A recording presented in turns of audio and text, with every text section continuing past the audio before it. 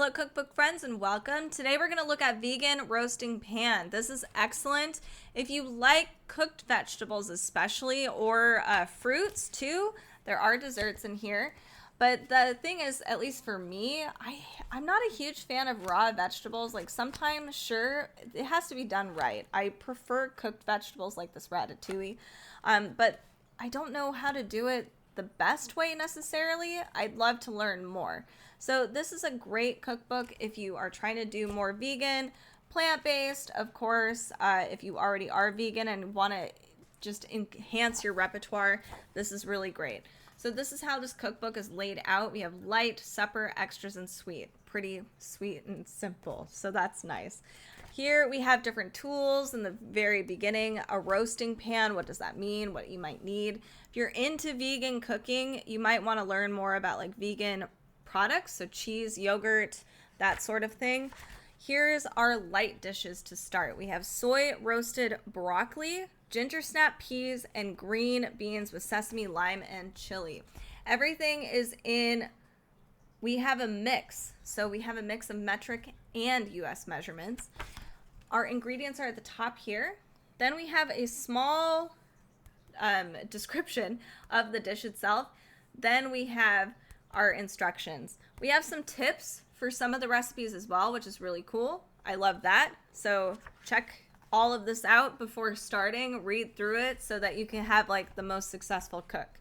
Here we have herby lentils and chickpeas with a lemon yogurt sauce. Next up, a hot ALT sandwich. This uses eggplant. That's so nice. It makes it more hearty, very delicious. Most of these recipes I'm noticing, I guess some of these serve 2 up to like 12, depending on the dish.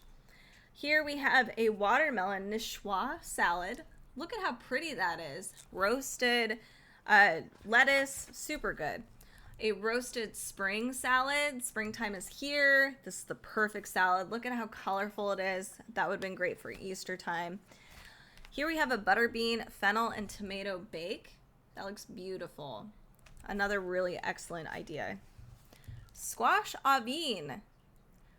Not only do they talk about how to make sure you have the best bake when you are using all of these ingredients and tools, they also talk about freezing some of these. So if you have if you might only have a two-person household, you might not need this whole thing. You can actually freeze it for later. They have some of those ideas throughout the book too.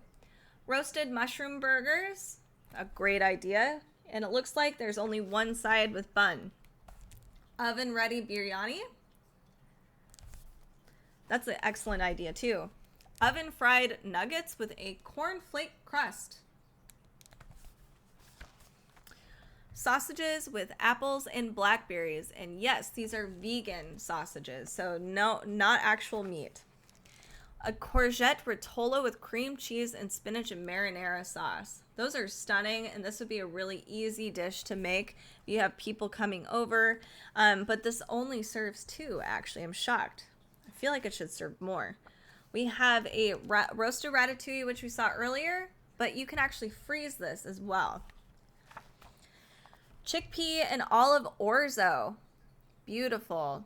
I love the tips throughout this cookbook. Ways to make it egg-free if you have an egg dietary thing with eggs or you don't want eggs. I haven't seen anything with gluten-free quite yet, but there's a lot of stuff that's really mindful about just different allergens. We have slow roasted garlic. Yum. And you can freeze this and use it for later. Cherry tomato and balsamic bruschetta. This is the extras section.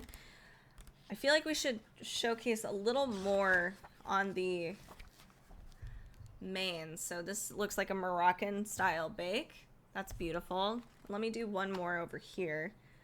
Parsnip, chestnut, and cranberry bake. Beautiful. Now we can move on to some of the extra stuff. We have a gratin dauphinoise. I can never say that correctly. I gotta take French, I think. Here we have some other extras for dessert, so like warm toffee butter. This is a aperitif granada. In addition, here's some other things that are desserts. We have whole roasted pineapple with whipped coconut and rum. That sounds like a great summery dessert.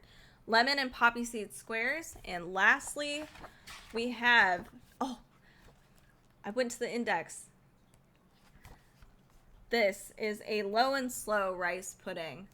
So check this out. This looks really, really good if you're into vegan roasting or if you want to get more into vegan plant-based cooking. This is perfect. There's a lot of great ideas in here. It's not too big, so it's easy to store on the bookshelf if you are living in a small space. Thank you so much for tuning in today. If you're looking for some more vegan cookbooks, we have a ton of playlists, so check them out, or check out our socials, which are down below in the description. And also make sure to follow, subscribe if you love cookbooks, and let us know what kind of cookbooks you want us to go through next time.